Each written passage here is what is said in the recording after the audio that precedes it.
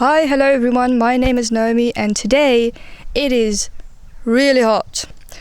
It's the kind of hot where you just want to, and that's kind of annoying because I have a dog that needs mental stimulation and that will not leave me alone unless I give him that. So today I'm going to teach you some of the do's and don'ts on entertaining your dog in hot weather. Let's start with walking your dog, probably the number one thing people do to entertain their dog. Do shorten your walks. If you're used to taking a 45-minute walk, cut it down to half an hour or even just 15 minutes. Check the surface you're walking on. Asphalt can get really hot, so as kind of a test for yourself, put your hand on it for about 5 to 10 seconds, and if you start feeling burning, you should probably not walk your dog on it either. I know their feet are more calloused and therefore pretty good at protecting their soles, but too much can still be too much. So check the surface you're walking on, preferably walk on grass or the wet part of the beach to protect their paws and make sure they don't get burned. Walk at either dusk or dawn or in the middle of the night if you're up to that.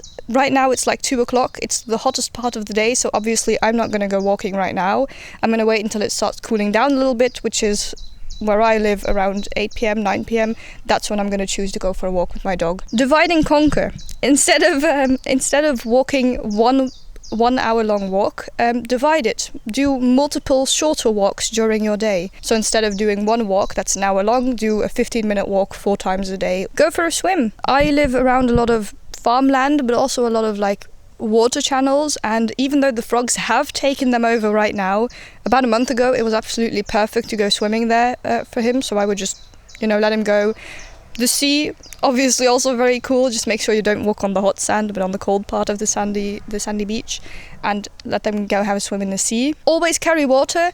Not saying if you're only going for a 15-minute walk around your own house, then maybe not, but if you're planning on going to the beach or taking your vehicle somewhere or going for a longer walk, always carry water, and even though they don't show signs of having to drink, offer them a drink anyways and see if they take it or not. Like I said, don't walk on the hottest time of the day. That's just kind of dumb. Don't push or force your dog. I mean, to be honest, usually my dog starts nagging me around 2-3 p.m. to go for a walk, but right now he isn't. He's just laying there. So I'm not going to force him either. He's clearly showing me that he doesn't necessarily want to go for a walk. I'm not going to force him to.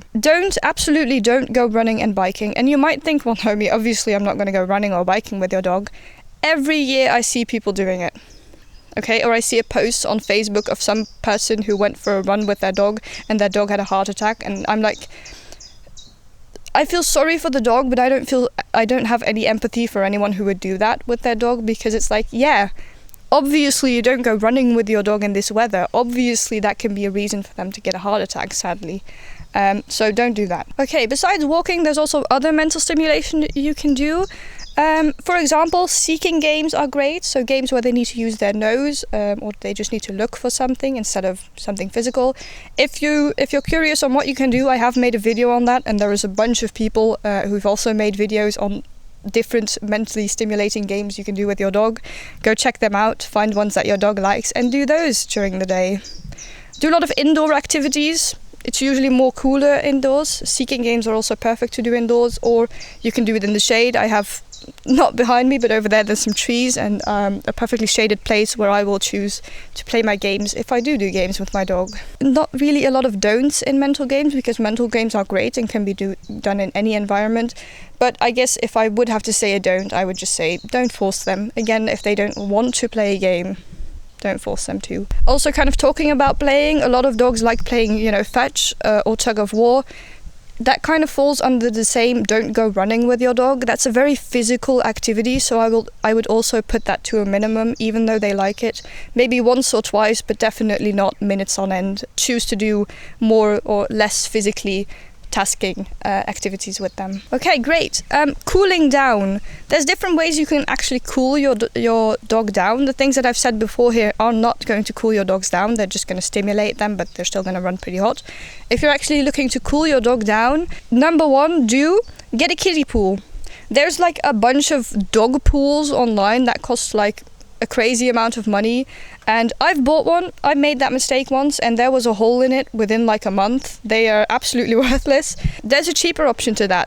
You have like those, they're like kid pools and they're made of hard plastic and they look like little seashells. I buy those. They're hard plastic so they don't break easily and they do the same as your regular dog pool.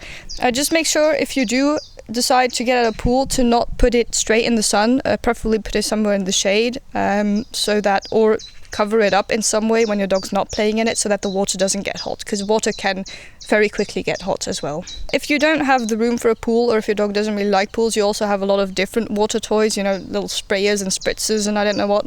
My dog doesn't really like being sprayed with water, so pool is fine with him, but there's a bunch of things online that you can buy under, you know, kids' toys that don't really cost that much, that are a great way of having a fun water game with them. Do also put treats in the freezer. That's something I always do. I have like a Kong which I fill with peanut butter, and then I get like an ice tray and I fill it with ice and a bit of I fill it with water that turns into ice, and put some treats in there and some salmon oil, and then I put that in the freezer. You do have to do that like a day before it gets hot, so if you know it's gonna get hot, you kind of have to prepare that in advance. It's a fairly easy thing to do. It's also kind of mentally stimulating. It's something tasty and it will also cool them down. And do also always provide fresh water. Change out your dog's water every now and then. Don't put the water straight out into the sun, obviously, and refresh it every now and then. The water doesn't necessarily have to be like filled with ice cubes or something, because it's not always good for you to drink lots of cold drinks in hot weather, but just make sure it's fresh and kind of a little bit chilly. Don't hose your dog down with cold water. I've seen it happen a lot where people will just like, I don't know, grab a bucket, fill it with cold water and just dump it on their dog. Please do not do that. Take as an example, you're out in a hot country and you're jumping in the pool, and the second you've jumped in the pool you need like a few seconds to catch your breath. That's because your body kind of gets shocked by the cold water. It's going from very hot to very cold very quickly, and that can actually, it can put your body in shock. Same goes with dogs. It can put their body in shock, which is very harmful obviously and has the opposite effect of cooling them down. Don't do that. Don't hose them down with water. Don't dump a bucket on them. Let them acclimatize to the water. And if your hose has like a mist option, that's a lot better too. Don't, when they are wet, don't let them dry in the sun. Water can capture a lot of heat, a lot more than just air. So if you let them dry in the sun, well, the water is going to capture a lot of heat and is going to heat them up very quickly again. So preferably dry them with a towel or let them rest in the shade. It's going to go slower, but it's not going to overheat them again. And the last don't for this category, don't let them swim alone. If you're planning on going to the ocean or even to a big lake, always put them on a leash. My dog, he's a Labrador, which means naturally he's pretty good at swimming, but he's not super experienced, and the sea can be very dangerous, also for humans. So always put them on a leash and make sure you can pull them back if needed, because even though they have a great recall, sometimes they just don't have the power anymore to swim back to you. So in that situation, you do need to be able to pull them back yourself. Okay, or put a life vest on them, just anything to keep them safe and keep them from being taken by the water. And then for the last category, training. When training your dog, do always provide shade. Preferably even train in the shade or train indoors if you can do that. Do also lower your expectations. Even though you're not necessarily exercising, heat can cause exhaustion and can cause fatigue, also definitely in dogs. So they'll be able to think a bit less quickly, and therefore probably their training isn't going to be as top level as always. So always lower your expectations a bit so you don't get angry when they can't do the stuff they regularly are able to do. That's purely because of the heat. Also, do less intensive exercises. Instead of doing, recall and jumping and I don't know what, choose for more less intensive exercises like working on a stay or working on your positions, just things that aren't very physically demanding, again, so they don't overheat quite as quickly. And then another do for this one is do provide water for your dog. I'm going to give a little side note on water in a little minute, but for now, do always provide water and give them a break to go drink some water and then come back. Don't get angry. Like I said, often your dog gets kind of fatigued by the heat and therefore won't be able to train as good as they normally are.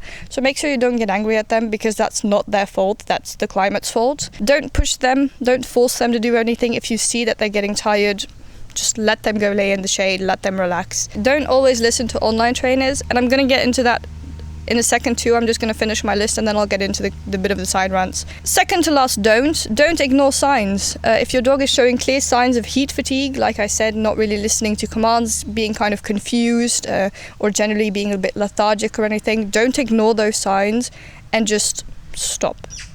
You do not want to get to the stage of where they're laying flat on their back or flat on their side, not wanting to even get up on there. If you reach that stage, you've gone too far, okay?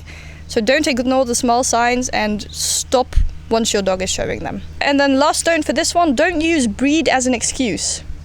There are some breeds, like the Malinois or Border Collie, to name a few, that will keep working regardless of what you tell them to, and that will never really show signs of fatigue or anything like that. That's pretty normal. Most dogs kind of by nature will try and hide discomfort and hide pain. That's just kind of what we've taught them to do, sadly. Even if they're not always showing signs, or even if they are a breed that is known for hard working, that doesn't mean you should push them, okay? That doesn't mean you don't have to every now and then force them to take a break. Okay, and now to get into the final little side rant with the water and the online trainers. Let's start with water. A lot of trainers will sometimes be like, you cannot give them water when they're exercising because you have chance of medical problems, which that is true. It's a fact and a lie. It's a fact that it can be damaging. It's the same reason you're always told when you get a puppy that when they've eaten, you should let them rest for half an hour before you do anything. It's because when they've just drank a lot and their stomach is digesting, and after that they do a very high physical activity like jumping or rolling or even just laying on their back, their stomach can kind of become kind of a knot, let's call it that.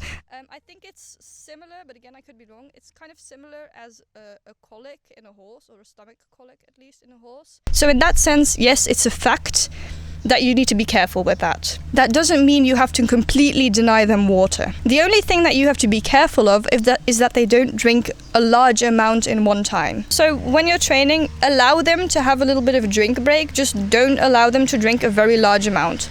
Let them get a couple of licks in and then stop them. And also right after they drank, don't immediately let them run. Maybe do a low intensity exercise the first 5 minutes to give their stomach a chance to calm down again, and then you can go do something a little more high intensity. But even on a hot day, you shouldn't be doing the very intense exercises anyways. But you definitely shouldn't not give them water at all. Not providing a dog water in extreme heat is neglectful and even borderline abusive in my opinion. And then on the side note on listening to online or real life trainers, every now and then, and this is something I really don't understand, but every now and then I'll hear a trainer say like, you can't not work with them when they're hot outside, otherwise they're just gonna learn that they don't have to work when it's hot outside. So their argument is that if I don't train my dog when it's this hot outside, my dog is going to learn that he doesn't have to work for me when it's hot outside. Yeah, that's not how dogs work, darling. Besides, if I'm saying that I'm not training my dog when it's hot outside, that doesn't mean that he's allowed to do absolutely everything. That doesn't mean he's suddenly allowed to pull on my leash, or he's allowed to chew up the furniture or anything. I'm still going to give him boundaries, and I'm still going to scold him if he's doing something that he's not allowed to do. He's not going to suddenly feel that it's hot outside and be like, okay, today I don't have to listen to my owner. And then the water also comes back in that, because then they'll say if you give them water during training, they'll start, instead of working for you, they'll start going to the water. And when it's like, yeah, I would hope so. I would hope that if my dog feels that he's thirsty, he's gonna go for water. It kind of comes from competition dogs, because competition dogs have to do their competition regardless of weather. When it's like, no, I have a competition dog, right? I did competition for multiple years, and even though I've never had to, I always said to myself that if ever I was at a competition and it was hot like it is today, I would just cancel. I know that might sound crazy to people, but I am not going to force my dog to suffer in this weather if I don't have to. It doesn't matter that I've already paid. I'm not going to have my dog go through that. Because, and I know this might sound crazy to some people, but my dog's well-being is more important to me than some number on a grade card. Call me crazy. It also kind of stems from the idea that if your dog doesn't want to work for you, and even when they're uncomfortable or in pain, that they're not loyal, whilst that's just wrong as well. That on the side note, to not always listen to your online trainers. And then there are some obviously other obvious don'ts that you shouldn't do in hot weather, like leaving them in the car, but luckily those are pretty much common knowledge now, so I'm not going to go over them. If you have any tips yourself, things you do with your dog to cool them down, make sure to share them. We can all learn from each other. And I guess if there's nothing else, I'll see you around. Are you enjoying it? Are you happy? Are you happy that the sun's out and that it's not raining anymore?